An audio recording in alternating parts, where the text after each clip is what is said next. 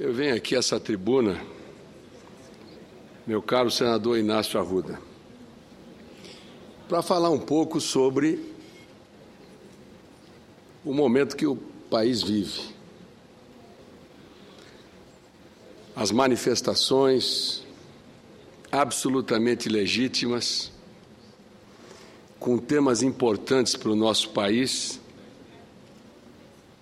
E como foi dito aqui pela senadora Vanessa Graziotin, lamentavelmente prejudicados, não na sua legitimidade e essência, mas por alguns poucos vândalos infiltrados e que exigem mais do que nunca uma ação forte dos governos estaduais, do governo federal.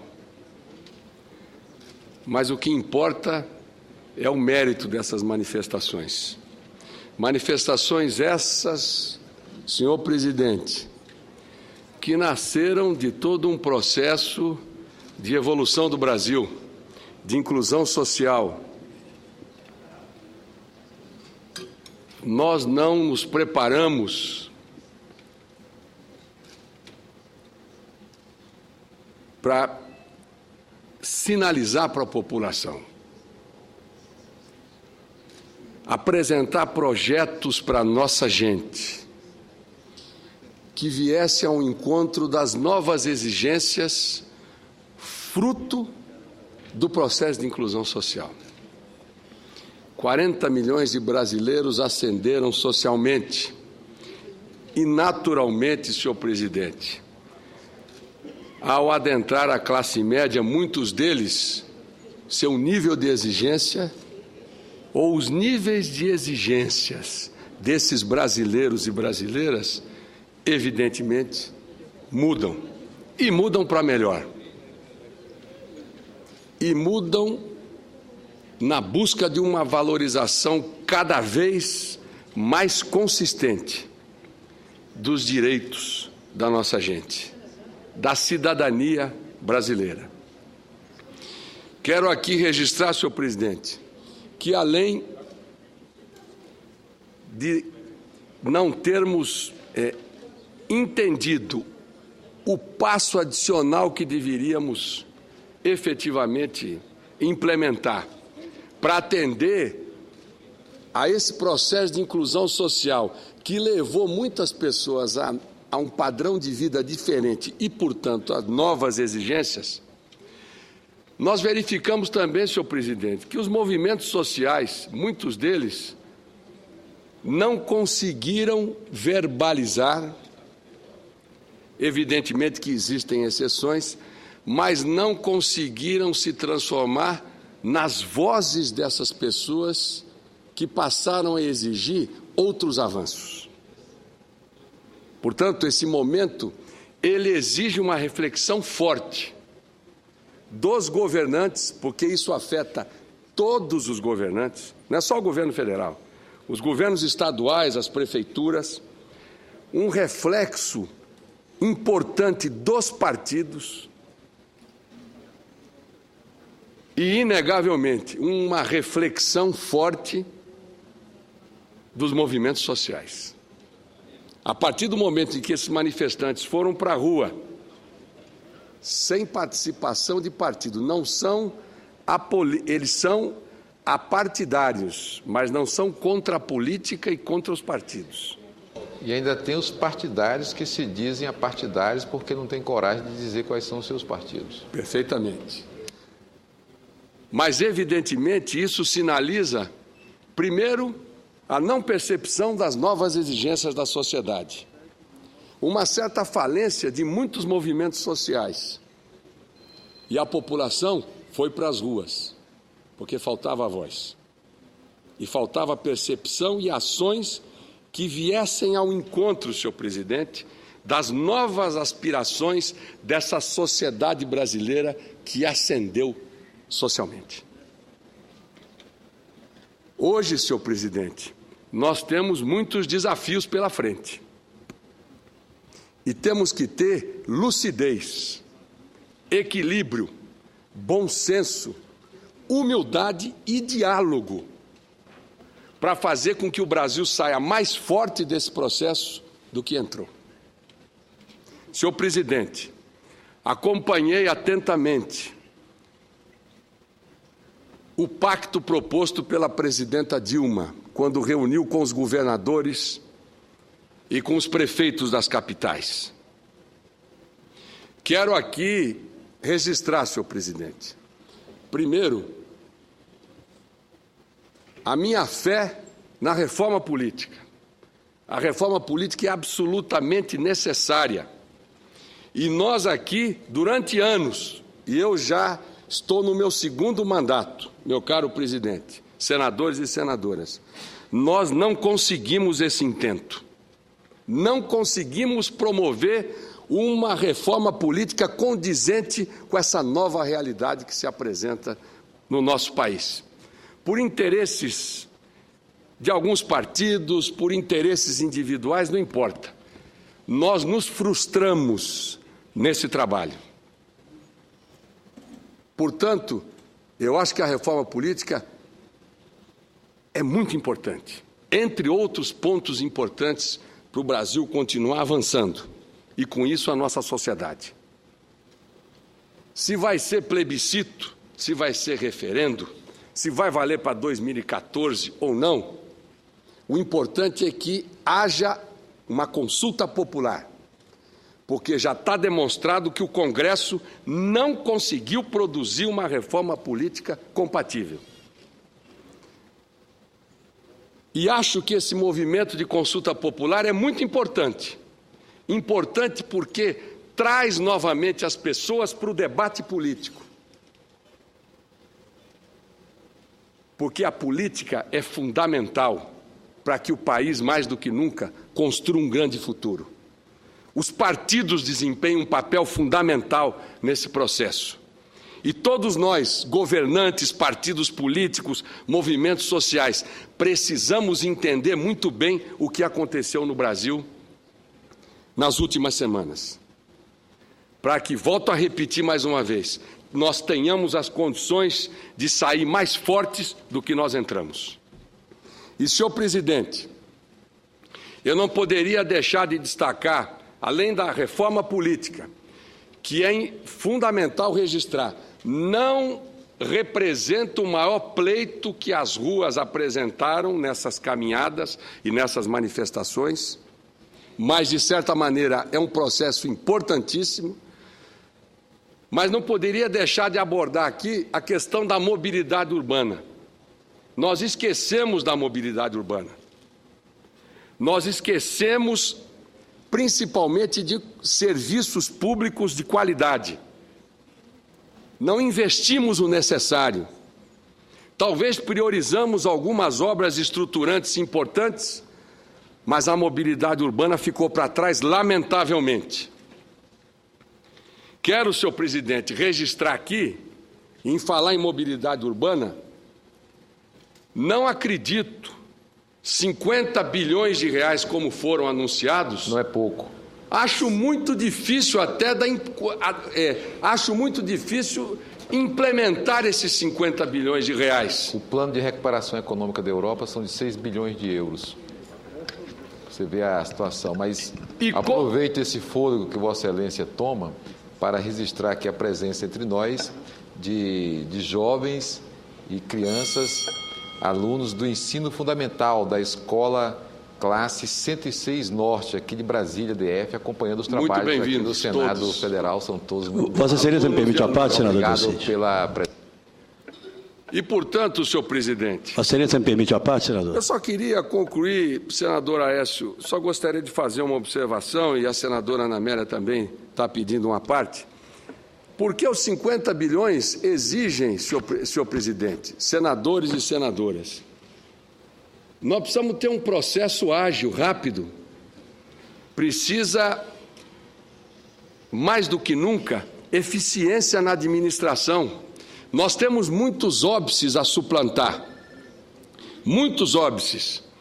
Portanto, um projeto dessa envergadura, nós precisamos criar mecanismos que deem celeridade à implementação dessas obras. A nossa cultura é uma cultura burocrática.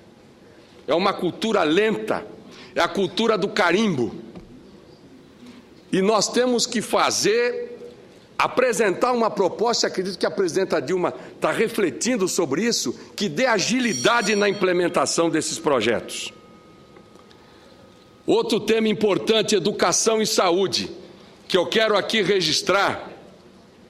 O Senado deu um passo importante essa semana, ao aprovar os royalties do pré-sal. E diga-se de passagem, com um texto melhor do que o texto da Câmara, porque evita a judicialização e aloca esses recursos para os governos estaduais, para as prefeituras, e a União efetivamente fazendo um esforço para priorizar a educação e a saúde do nosso país. Outros projetos virão nas próximas semanas, projetos esses extremamente relevantes. Mas eu quero aqui fazer um registro, meus caros senadores e senadoras.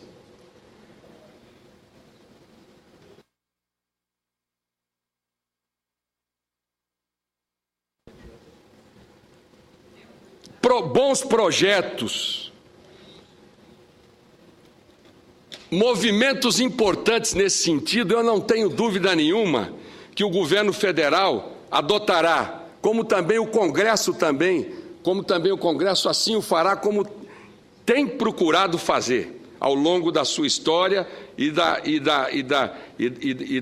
vida da nossa casa, o Senado da República, e, por que não dizer também, da Câmara dos Deputados.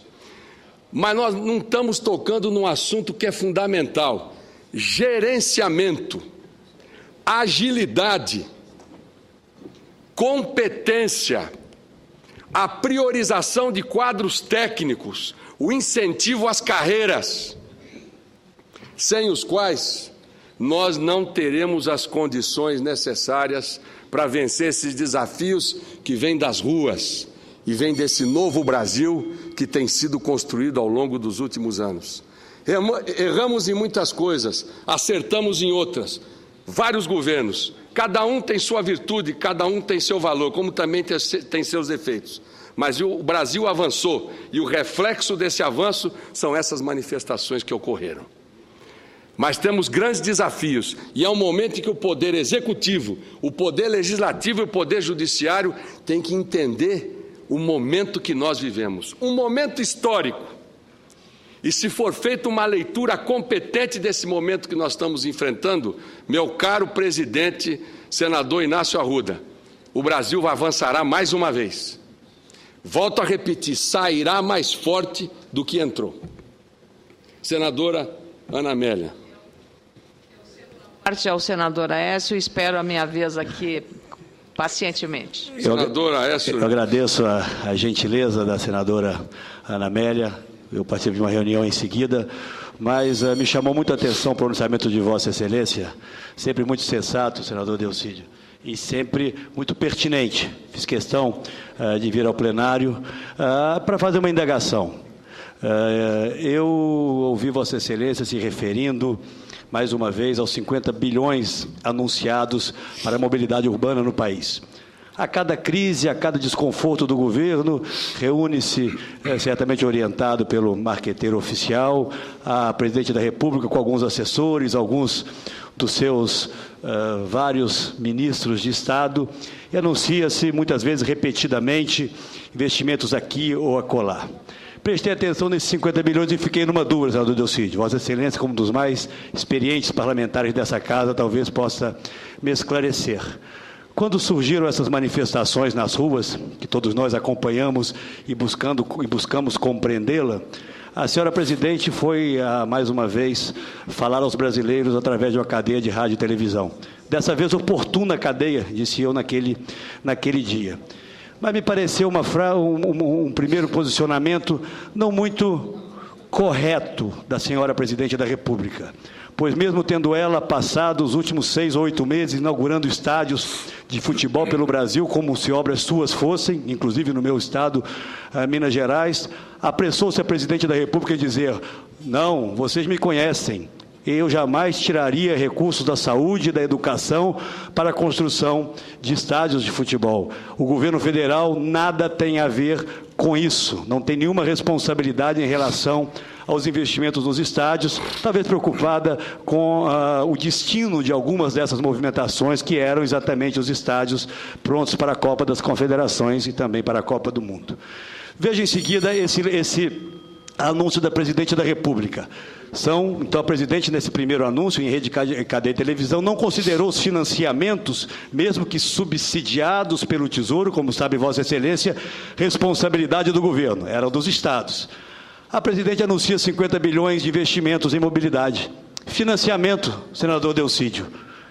É preciso que a Presidente escolha. Ela também não tem nada a ver com os investimentos em mobilidade, já que esses 50 bilhões terão que ser pagos pelos estados e municípios que vão captá-los, ou uma ou outra. Ou a Presidente fez investimentos federais, como acredito que fez, através dos subsídios dados ao BNDES para financiar os estádios, tirando, sim, de outras áreas. Não quero nem questionar o mérito, a importância daquela que já foi uma prioridade importante para o governo federal, mas é preciso que se compreenda, ou que os brasileiros possam compreender. Quando se financia algo que descontenta, algo que tem uma reação da população, o governo federal nada tem a ver com aquilo, e eventualmente agora tem, porque, repito, os 50 bilhões às quais Vossa Excelência se refere são recursos que serão pagos em financiamento. Faço, obviamente, essa abordagem, senador Delcídio, apenas para cumprimentá-lo pelo seu discurso e dizer que o Brasil precisa de um governo que tenha clareza, como Vossa Excelência aqui diz, que planeje, que execute, mas que, sobretudo, que tenha coragem de enfrentar também os momentos de dificuldade com o mesmo discurso. Não é possível termos um governo que sempre terceiriza as responsabilidades. Eu encerro dizendo que naquela tribuna, alguns dias eu disse, ao ver esse pronunciamento da Presidente, pouco corajoso, de que eu percebi um Brasil velho falando para um Brasil novo que surgia das ruas, na verdade, que surgia nas ruas. O que nós estamos, na verdade, percebendo, mais uma vez agora, com o anúncio por parte do vice-presidente da República, Michel Temer, que o governo já está desistindo do plebiscito, mais uma vez, o Brasil velho, o Brasil do engodo, o Brasil onde o chefe do Executivo acha que não tem responsabilidades com nenhuma das razões que levaram tantos brasileiros às ruas. É lamentável, senhor presidente, que ainda de forma tão prematura nós estejamos assistindo ao fim de um governo. Senadora Ana Amélia, uma honra ouvi-la. Isso é um bom debate sobre o Brasil velho. Muito obrigado, senador Delcídio, eu concordo com Vossa Excelência na abordagem que faz sobre a incapacidade da Casa ou da instituição parlamentar em ter evoluído na reforma política, que a gente sempre convencionou dizer que é a mãe de todas as reformas. Mas quando a rua se manifesta, as coisas acontecem. Foi assim com o Ficha Limpa. Não teria saído às vésperas das eleições de 2012 não tivesse havido a mobilização popular. Ou 2010. Ficha Limpa está em vigor graças a uma ação popular. E assim outras coisas. A PEC 37 teria sido aprovada na Câmara se as ruas não tivessem gritado, que inibia a ação do Ministério Público.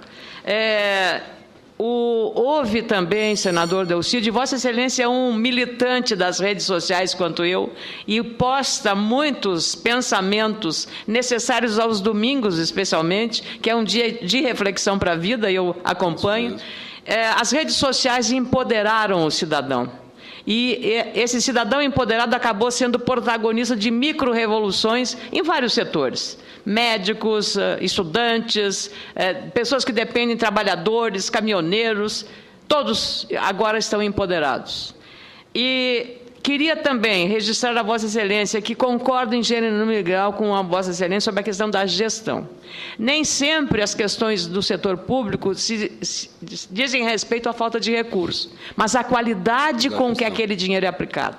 Então, quando Vossa Excelência aborda a questão da gestão, eu assino embaixo. E dizendo também que eu queria também, e plagiando a presidente Dilma Rousseff,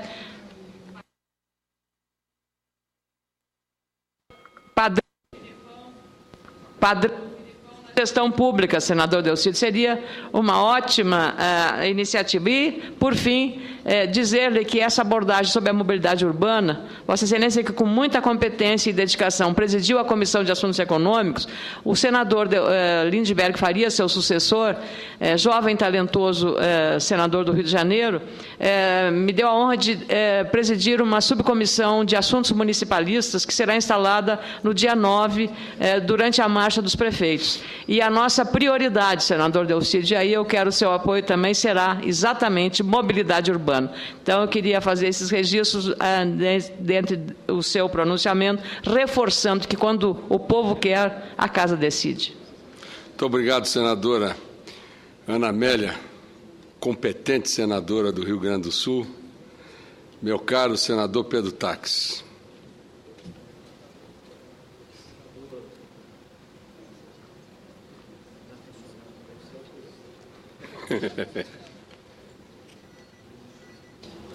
Senador Delcídio. O microfone da base do governo é este aí. Como, este aqui? Deve ser. Da base do governo? Vamos falar sobre a base do governo. O governo tem a maior base da história do Brasil. E eu quero cumprimentar Vossa Excelência, senador Delcídio, inicialmente, e dizer que eu o reputo, isso sem qualquer favor, sem qualquer salamaleque, sem qualquer rasgação de seda, sem qualquer prolegômeno, como um dos senadores mais lúcidos desta casa. Obrigado. Antes de eu conhecer pessoalmente, eu já acompanhava seu trabalho, desde a CPI que chegou aos mensaleiros. Já acompanhava o trabalho do senhor. O senhor fez referência à reforma política, à necessidade da reforma política. Agora, falando da base, a maior base da história do Brasil é esta. A maior coalizão. Portanto, falta vontade política para fazer a reforma política. Concordo. Vossa Excelência falou de reflexão.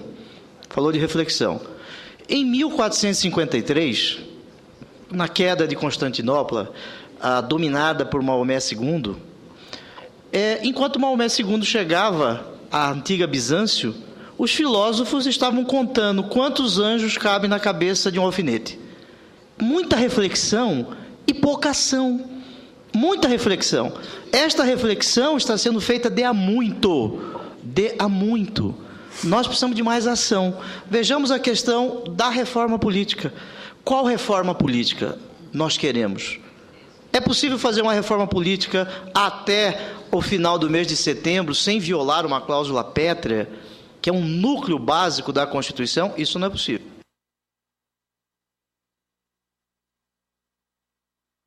Ao que consta, me parece que o Poder Executivo agora disse que desistiu do plebiscito. Este plebiscito nasceu morto, ad ovo, como dizem na língua latina. Nasceu morto. Por que nasceu morto? Porque ele foi, com todo respeito, à presidência da República, com todo respeito, né, àqueles que hoje exercem o Poder Executivo. Ele foi apresentado como uma panaceia, um remédio para tudo. E esse remédio não serve para tudo. O cidadão hoje, ele não pode mais ser enganado como vendia-se sabonete. Existe um sabonete chamado Senador. Não estou fazendo merchandising a esse sabonete aqui. Mas vende o sabonete, vende o político. Né? Nós precisamos de mais ações e menos reflexões. Eu quero cumprimentar e mais uma vez elogiar o trabalho do senhor. Um trabalho sério, que eu tenho certeza, Mato Grosso do Sul mandou para cá, dentre 8 senadores, um grande parlamentar e um grande brasileiro. A propósito da queda de Constantinopla, nós estamos recebendo pacificamente aqui os aspirantes da Escola Naval do Estado do Rio de Janeiro, que são muito bem-vindos no plenário do Senado Federal. Nossa valorosa Marinha. Nossa Marinha. Grandes de amigos. guerra. Nós temos buscado ajudar em tudo, inclusive fruto das reflexões, senador Pedro Taques. Há alguns anos nós lutamos aqui no Congresso Nacional para garantir recursos, pelo menos mínimos, para a construção de um submarino com reator nuclear. Alguns anos, não é 1, 2, nem 3, nem 5, não. Tem tempo, talvez o tempo de mandato completo do senador Delcídio Amaral até agora. Me permita, senador Delcídio, nesse colóquio aqui, dizer que parte das emendas parlamentares que são designadas, eu determino para os comandos, notadamente o comando do Exército para as operações Ágape e Sentinela, para a proteção de 750 quilômetros de fronteira seca do estado de Mato Grosso com a Bolívia. E quero também cumprimentar a Marinha, lembrando de Tamandaré, lembrando da Batalha de Riachuelo, e lembrando que Mato Grosso e hoje Mato Grosso do Sul deram importante significado para a Marinha. Aliás, no dia 13 de junho, uma vitória importante da esquadra brasileira. Abençoada por Santo Antônio, com certeza. Senhor presidente, eu só pediria um pouquinho mais de tempo. Eu aproveito para convocar o senador Pedro Táxi, que após a fala de Vossa Excelência, eu vou ter que usar o tempo como líder. Perfeito. E com a presença, então, aqui das Forças Armadas, eu já posso convocar, ao invés de solicitar. E eu só queria registrar, aproveitando a presença da Marinha, e sem interromper meu discurso. Claro, Vossa Excelência já foi agraciado com mais 3 minutos. É dizer que o reator nuclear da Marinha foi desenvolvido pelo almirante Otto, lá em Iperó. E, portanto, é um grande avanço para todos nós e uma honra, mostrando a competência e a qualidade da Marinha do Brasil. Além da sua história, como disse o senador Pedro Táxi, que é uma história que nós acompanhamos muito de perto como sul-mato-grossenses, como mato-grossenses e como brasileiros. Senhor presidente, eu queria registrar aqui, agradecer as palavras tanto do senador Aécio, da senadora Ana Amélia, e insistir com a questão da gestão, senadora Ana Amélia. Deixar registrado aqui que o Congresso avançou, o grito das ruas fez com que nós votássemos matérias importantes, mas ao mesmo tempo em que avançamos ao longo dessas semanas, nós temos que ter responsabilidade com os projetos que aqui votamos. Não podemos atropelar a liturgia do Senado, nós temos que tratar de vários temas aqui agilmente, mas nós não podemos, de chofre, queimar etapas e trazer matérias fundamentais com impactos federativos, impactos fiscais, para simplesmente, numa tarde, votá-los. A responsabilidade por esse momento é do Poder Executivo, do Poder Legislativo, do Poder Judiciário, e nós sabemos muito bem as leis que nós precisamos aqui votar para que essas leis sejam perenes e não venham a ser questionadas a posteriori, para que a gente comece a extinguir de uma vez por todas a judicialização do parlamento, lamentavelmente.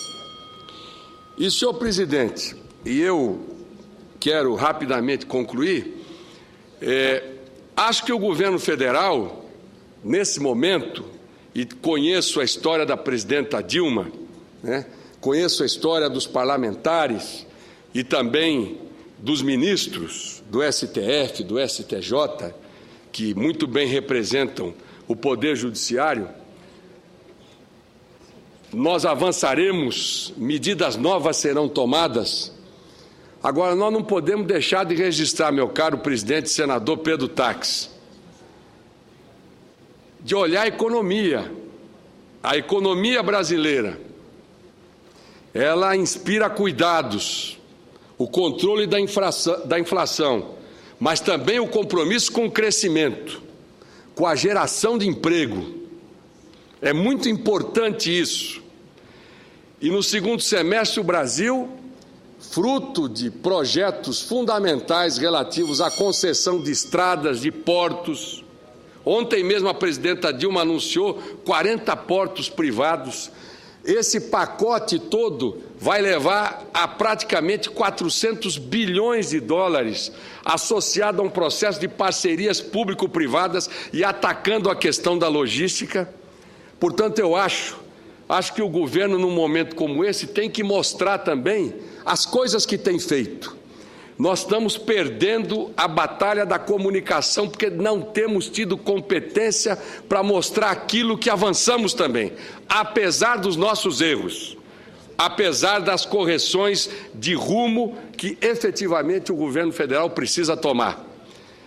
Nós estamos num momento muito importante e às vezes exploram determinados setores da economia todos nós aqui, ninguém aqui é contra o aumento da inflação. Quando a inflação chega a 6%, a economia desandou. Por favor, vamos fazer um histórico dos últimos 10, 12 anos para ver como é que a inflação anualizada se comportou. Senador Inácio Arruda, foi de 5,5% a 6%, de 5% a 6%. A despeito das dificuldades que temos enfrentado, o superávit brasileiro, tirando, talvez, como muitos aqui falam, das maquiagens do superávit, senador Capiberibe, nós temos um superávit de 1,8% seguro, firme. Poucos países conseguem isso. A nossa dívida com relação ao PIB, hoje já está em torno de 34%. A nossa dívida bruta é 60% do PIB. Olhando os números dos países europeus mais desenvolvidos, todos eles, presidente, senador Pedro Taques, já passaram de 100 há muito tempo, 110, 120. Espanha, Itália. Portanto, nós precisamos uma atenção com a nossa economia, mas nós não temos o direito de afirmar aqui que a economia saiu do controle. O Brasil tem pilares sólidos que exigem a atuação do Banco Central, das autoridades econômicas, sem dúvida nenhuma. Mas o Brasil, efetivamente, tem feito um esforço grande para que a gente continue crescendo, sem deixar de olhar para a questão inflacionária. E eu não podia deixar aqui, senhor presidente, de registrar, e aí para concluir, que a discussão do ICMS voltou a caminhar. E esse, no meu ponto de vista, é o projeto econômico mais importante dos últimos anos. Os estados brasileiros, através dos seus secretários de Fazenda, dos seus governadores, estão chegando muito possivelmente a um consenso. Consenso esse que vai ser analisado aqui no Senado Federal, que é a Casa da Federação. E consenso esse que vai levar à convalidação dos incentivos, à mudança do indexador da dívida e, entre outros projetos importantes, a aprovação na Câmara dos Deputados do comércio eletrônico, que só para o meu estado representa mais de 100 milhões de reais anuais. Isso era tudo arrecadado anteriormente somente em São Paulo. Portanto, é um projeto que vai beneficiar a todos os estados brasileiros. E eu não tenho dúvida nenhuma, isso já foi priorizado pelo senador Renan, nós teremos a oportunidade de discutir e espero aprovar essa grande mudança, meu caro senador Pedro Taques, presidente, que representa 70% de uma reforma tributária. O ICMS talvez é o imposto mais sensível dentro de uma nova realidade tributária que nós vamos vivenciar. E espero que depois, no bojo dessa aprovação, nós teremos também a reforma do PIS/COFINS.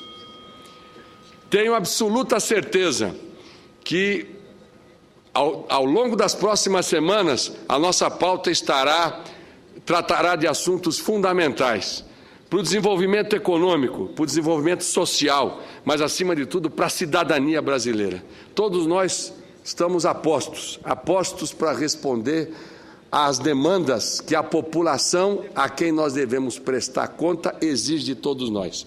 Na busca de um Brasil fraterno, solidário, um Brasil cidadão e um Brasil onde todos tenham oportunidades, dignidade, futuro na vida. Muito obrigado.